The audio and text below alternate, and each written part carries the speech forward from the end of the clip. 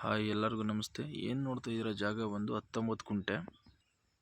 ಈ 19 ಕುಂಟೆಯಲ್ಲಿ ಸಣ್ಣ ಸೊಸಿ ತೆಂಗಿನ ಗಿಡ 15 ತೆಂಗಿನ ಗಿಡ ಹಾಕವ್ರೆ. ಫಲ ಕೊಡೋ ಮರ ಒಂದು 15 ಮರ ಐತೆ ಈ ಜಾಗದಲ್ಲಿ. ಜಾಗ ಒಂದು 19 ಕುಂಟೆ ಸ್ಕ್ವೇರ್ ಆಗೈತೆ. ಜಾಗ ಬಂದು